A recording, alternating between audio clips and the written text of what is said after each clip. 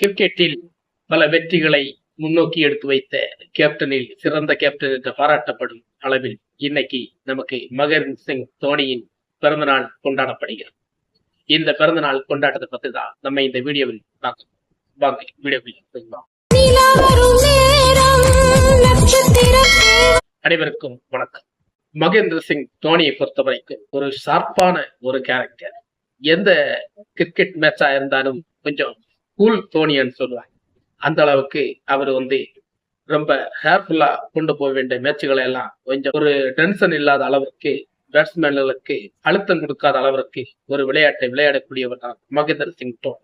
150 ரன்கள் அடித்தாலும் அதை எப்படி வின் பண்ண வேண்டும், எப்படி அதை செயலாற்றி கொண்டு வர வேண்டும் என்ற திட்டத்தை ஏற்கனவே போட்டு வைத்துதான் ஒரு டீம் நிலைகளை குலைக்க வைப்பார். அப்படிப்பட்ட ஒரு டேலண்ட் உள்ளவர் தான் மகேந்திர சிங் தோனி. இவரிடம் எப்படி கேப்டன்ஷிப் வந்தது அப்படி என்று பார்த்தால், இவருக்கு கேப்டன்ஷிப் வருவதற்கான காரணமே நம் கிரிக்கெட் என்று கடவுளாக சொல்லப்படும் சச்சின் டெண்டுல்கர் ஒரு ஆள் மட்டும்தான். ஏன்னா அவருக்கு வந்த கேப்டன்ஷிப் அத்தனையுமே உதறி தள்ளிவிட்டு கிரிக்கெட்டில் இளம் வீரர்களுக்கு வாய்ப்பு கொடுக்கலாம் என்ற ஒரு முன்னேற்ற ஒரு பேச்சை எடுத்து போட்டதுனாலதான் மகேந்திர சிங் தோனி கிட்ட அந்த கேப்டன்ஷிப் வந்தது. ஆனால் அதற்கு முன் விளையாடிய யுவராஜ் சிங் கேப்டன்ஷிப் கிடைக்காதது பெரிய ஒரு ஏமாற்றத்தை அவருக்கு கொடுத்தது. ஆனால் அந்த கேப்டன்ஷிப் யுவராஜ் சிங் கையில் போனால் இந்திய டீம் இந்த அளவுக்கு முன்னேறி வந்திருக்குமா?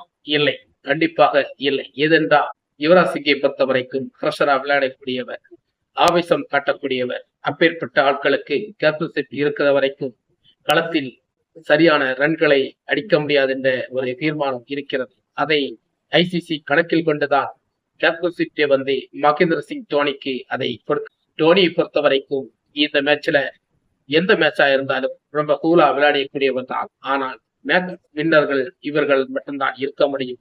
அந்த இடத்தில் நமக்கு விராட் கோலியும் பேசியாகும்.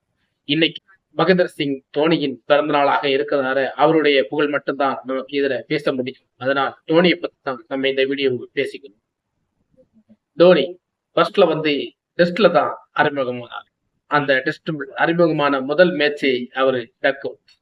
எப்பேற்பட்ட டக் அவுட் ஆன ஒரு இளம் வீரரை எப்படி இந்தியாவுக்குள் பல கேப்டன்ஷிப் நடத்தி பல வெற்றிகளை கொண்டாட வேண்டிய அளவில் 3 தலைமுறை கப்பெடுத்த, ஐசிசியில 3 தலைமுறை கப்பெடுத்த ஒரே வீரர் என்றால் அது தோனியை பொறுத்துதான் சார். ஏன்னா அவர்தான் எடுத்திருக்கிறார். 2007 ஆண்டு இந்தியா 2020 கப்பெடுத்தார். அதுக்கப்புறம் 2011 ஆண்டு வேர்ல்டு கப் எடுத்தார்.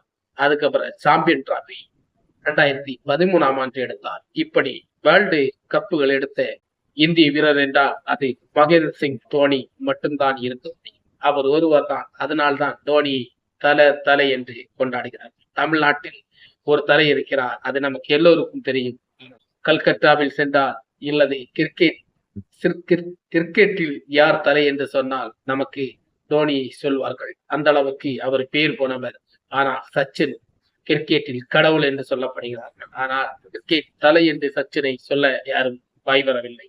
ஆனால் மகேந்திர சிங் தோனி தான் கிரிக்கெட்டின் தலை என்று சொல்லப்படுகிறது. இன்னைக்கு மகேந்திர சிங் தோனி இருக்கும் வரை இந்திய டீமை யாரும் அசைக்க முடியாது, நொறுக்க முடியாது என்பதற்கான ஒரு ஆவேச கண்ணோட்டங்கள் இருந்தது.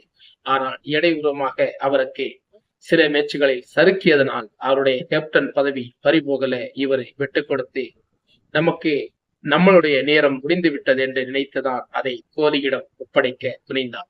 அப்படித்தான் கோலி தன் முன்னுக்கு வந்தார். கோலி ஒரு கேப்டனா இருக்கும் போது நல்ல வெற்றிகளை அடைத்தார்.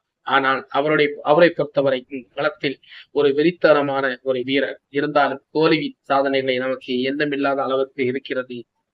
மகேந்திர சிங்கின் வெற்றிகள் தான் அளவுக்கு இருக்கிறது. ஆனால் மகேந்திர சிங் தோனியின் சாதனைகள் குறைவாக இருந்தாலும் அவருடைய வெற்றிகள் பயங்கர தூரத்தில் சென்றிருக்கும். இந்தியாவின் மேட்ச் வின்னர்கள் இடையில் பார்த்தா அவருடைய வெற்றிகள் ஆர்ப்பாட்டம் அதிகாரத்துடன் பயங்கரமான ஒரு கட்டத்தில் இருக்கும் தான் நமக்கு சொல்லப்படி. அனைவருக்கும் தோனி கிரிக்கெட் ரசிகர்கள் அனைவருக்கும், தோனியின் ரசிகர்கள் அனைவருக்கும் என் நெஞ்சார்ந்த வாழ்த்துக்கள். இன்று 7ஆம் தேதி அன்று தோனியின் பிறந்த நாள் வாழ்த்துக்களை என் சார்பாக தெரிவித்துக் கொள்கிறேன். இந்த வீடியோ உங்களுக்கு மறக்காம நம்ம சேனல் சப்ஸ்கிரைப் பண்ணுங்க. இந்த வீடியோ பத்தி ஏதாவது சொல்ல முடிச்சுன்னா உங்களுக்கு கமெண்ட் பாக்ஸ்ல கொடுங்க. அதை பத்தி அடுத்து பேசுவோம். வணக்கம்.